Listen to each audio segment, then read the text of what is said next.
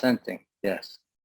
Welcome everyone to another episode of Geek Vibes Interview brought to you by Geek Vibes Nation. I'm your host, Dom Fisher, and today I have with me an actor, a writer, and a director. You know him from films such as Cheap Thrills, The Innkeepers, Compliance, and more recently, Run, The Pale Door, and the hit series Them. Here to talk about his new film, We Need to Do Something, please welcome the one and only Pat Healy. Thank you. Nice to be here, Dom. I appreciate you taking the time. This film, Your face says it all. yeah, okay, so I'll give everyone a quick rundown. Seeking shelter from a storm, a family finds itself trapped for days with no sign of rescue and untold evils lurking just beyond the walls. So it's vague, and I like that it's vague because this is a film that as I was trying to gather questions and how to figure out how to talk about it, it's very hard to talk about without possibly spoiling something because of the subject matter and whatnot. So first off, let's kind of go into your character, Robert. Tell us a little bit about your character. So, yeah, it's about a suburban family trapped in their bathroom during the storm, but there's some sort of strange, maybe otherworldly or supernatural things going on outside. And, as the movie sort of goes on, maybe we're start to figure out maybe what that might be. Robert is the father, married, 2 kids, a teenage daughter and a younger son. And he's an alcoholic. And he has some booze with him going in, but then slowly starts to withdraw. And they're in there for quite a bit of time. We actually kind of lose track of time in there, so we don't really know how long it is. But and it gets bad. And as you might imagine, an alcoholic withdrawing while also going through sort of family difficulties. There's a lot going wrong with the family dynamics and his loss of control, or maybe his inability to ever have control in the first place or be terribly assertive, and a kind of apocalyptic end of the world. Well, who cares anyway, because nothing matters anymore. And he just kind of lets it all hang out, and it's not pretty. I guess that about sums it up. So how do you prepare for a character like this? Because, I assume it's a little hard to get ready for a character that is, essentially might be the bad guy. I mean, he's relatable in a sense because the setting, I would be very short myself at some point with questions like, I don't know how to do this, open this door or break down this wall. I'm a person. So how do you prepare to become essentially like a kind of an asshole, Yeah. I mean, I agree with you. I guess if there's an antagonist in the movie, it's him. It wasn't that far reach in terms of, we were shooting in September and October of last year. So the election hadn't happened yet, and there were no vaccines yet. So we were all in this place of we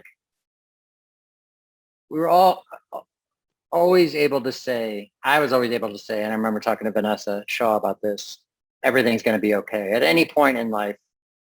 And it was the first time we thought, I don't know if we could say that. I don't know if everything's going to be okay. And this movie was sort of about that. So the anxiety of that was sort of, sometimes you just meet and this was written with, sort of as an allegory for COVID. So sometimes you just hit the right part at the right time. I think that my approach to it is, like your reaction to the movie, the face that you made at the beginning, the movie's really bananas. And people shouldn't think that because it's about this sort of dire circumstance that it isn't fun. It's really fun and crazy and in the ways that a lot of, crazy horror movies. I think about the Italian horror movies, like the Lucio Fulci movies and Deodato and people like that. It's really out there. And then, sort of has sort of the David Cronenberg sensibility too. This is the more serious stuff. But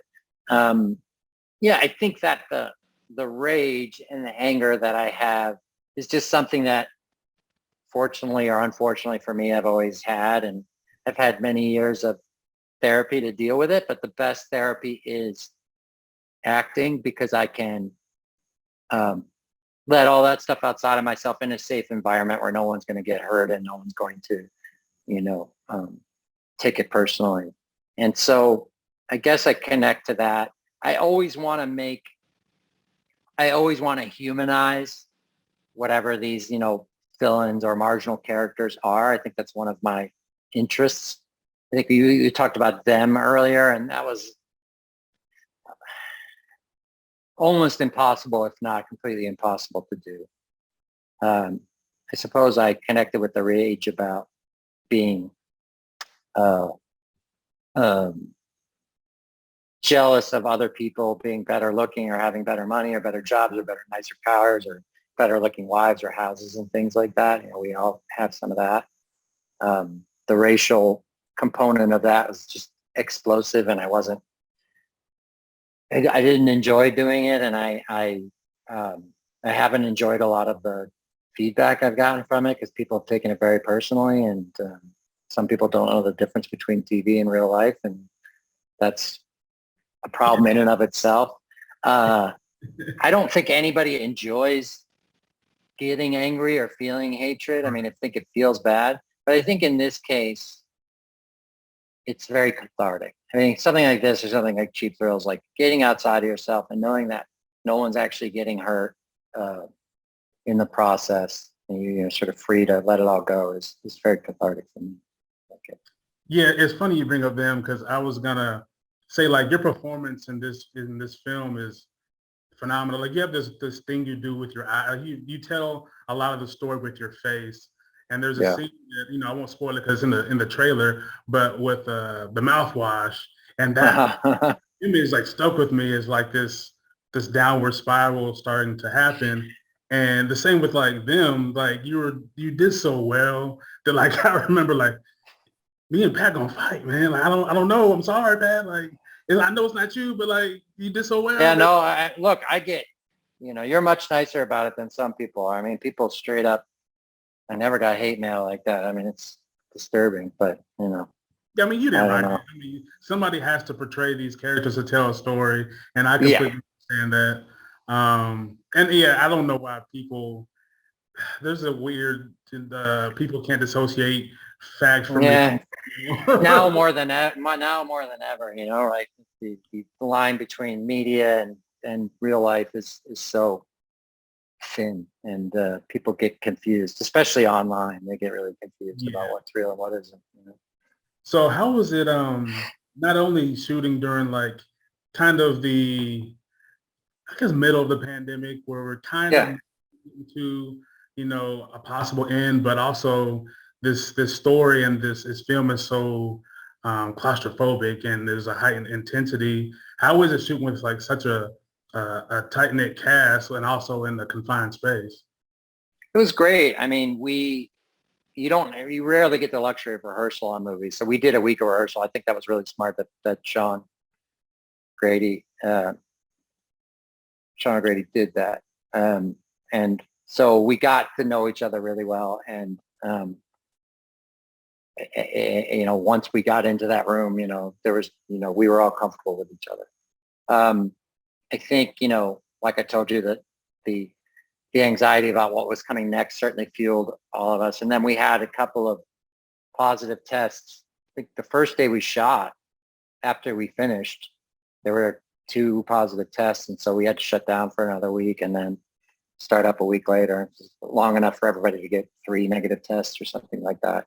So it was, and then everyone had to move into the hotel that was right across the lot from where the stage was. And we were all very tight knit, and it was very much about like, there's something really great about, certainly not great about the COVID situation, but there's something really great about, there's a job you're there to do, and there are no distractions, and you can't go out, and you can't have these other relationships and things. You just go from the hotel and to set and back. That really makes you super myopic and focused on it. So I really love doing it. I love working that way.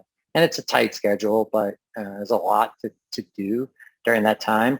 So in a way, it's good for me because of that great expelling of energy.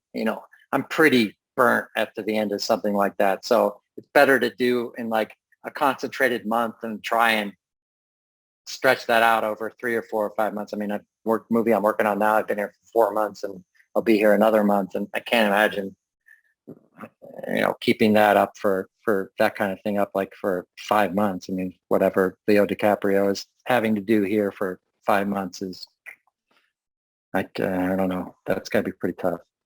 Keep up that kind of energy. Yeah, that's that long. definitely a long time. So I'm a big horror fan, and there's not very many things that shock or surprise me, but there's one in particular. There's a few moments, but there's one in particular when they caught me off guard, and I was like, "You're not alone." It seems everybody, whether they like this movie or not, can agree that is has scared the crap out of them. Yeah, and so I don't know. Did you know going into it, like when you're shooting that scene, that was going to happen? And is there anything that in this film or other films that kind of scares you more than you thought it would? I knew what was going to happen because it was in the script, but what they didn't tell us is that they played the actual sound really loud, and I think moved the set and stuff too. They legitimately scared us. That was pretty shocking and surprising. I can handle just about anything, but I don't like the jump scares, man. I mean, if it's a good movie, I like them and I appreciate that they were there and got my heart with them, but especially in a theater, man, I just can't take it. Yeah, we used to call them pop outs when we were kids. Like there's a lot of pop outs in it, it's like, even if it's just like turned out to be the cat or whatever, it's just like, oh man. And the older you get, it's like, I can't go to amusement parks and ride roller coasters anymore. My body just can't take it. And I kind of feel the same way about the jump scares. I'm just like, I can't be putting myself through this, too old now, man. My heart's going to give out.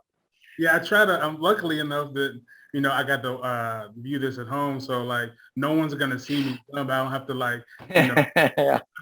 Protect my rep. I mean, like, no, I didn't jump. That was the other guy. Yeah, we had the premiere outdoors at Tribeca in New York in a park in Brooklyn. It was everybody. And then I've read all of these things online. It's just like people might write a review and say they hate the movie, but they talk about that and how scary it is and effective it is. So now everyone who's listening to this has to see it just to see what that is, right? We've done a good tease. Yeah, especially since, people that know me know that I'm not a person that scares and, so something kind of got me a little bit more than I'd like to admit. I got to see that part. I'd love to see a camera on you of that. I'd love to see what that looks like. So with the story, which is crazy that the turnaround was so quick, that the book or the novella dropped last year in May, and then you guys filming so quickly, is like, with the story being such like ambiguous, like, or what you can kind of take away from it, or what you think it overarching story might be about. What did you take away from the message or the possible conclusion of the movie? I mean, I think what you can take away from it is what not to do. I mean, like if you're in a situation and you don't know how things are going to turn out, even if like we've kind of seen the worst of humanity and the best of humanity during this crisis over the last year and a half. And I think the way to go is to hope for the best, expect the worst, but hope for the best, because I think there's something about a collective energy that does, help us lift us out of these things. And I think if you give into my character just doesn't think anything matters anymore because of the situation they're in and then the circumstances of his life at that point.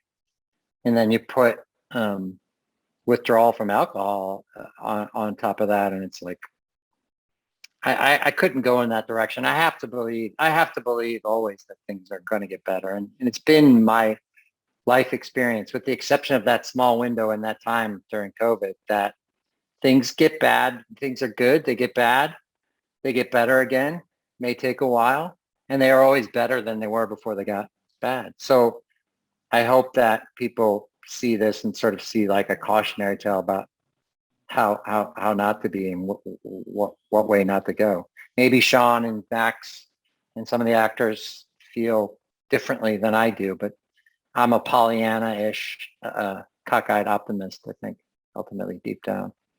I'm the same way. I always kind of have that instead of like, whatever the situation is, it could always be worse. So I'm going to try to find the silver lining in a situation and just try to trudge forward as much as possible. Yeah. Hey guys, we're gonna have to wrap soon. Sorry. Yeah. Okay. No problem. I just was going to finish it up by saying. No, finish it up. Go for it. Yeah. What is the benefit of thinking that everything's terrible, right? I mean, will it make things better for you? No, it just will make things worse. So like, you might as well, I mean, it certainly doesn't help, I guess is what I'm saying, you know? Right. So my last question is a funner one. That's a more fun one. If you were a cartoon character, what would your everyday outfit be? Oh, well, I just like the fact that Porky Pig doesn't wear pants and no one says anything about it. So that would be good. He's got a jacket and a tie, but no pants. How does that make any sense? But I would like to try and get away with that. For sure. And, you know, I don't want to get into what that would look like, but you know. Yeah, so I appreciate the time. Everyone, please check out. We need. I can't even think of the title now. You got it. We need to do something. We need to do something. Yes, my bad. And it stars not only Pat, but Sierra McCormick, Lisette Alexis, Vanessa Shaw, and John James Cronin. It'll be out in theaters and VOD September 3rd. And lastly, where can people find you on social media? Twitter, Pat_Healy, Healy. I'm the Pat Healy on Instagram. I think that's right. Yeah. Come find me. Again, I appreciate the time. I enjoyed the film. I hope everybody else does. Whoever didn't, watch it again because I think you missed something. Yeah, exactly. So they need to do something. They need to watch this again. So again, appreciate the time, and until next time. Okay, man. Thanks. Yeah. Thanks, guys. Peace.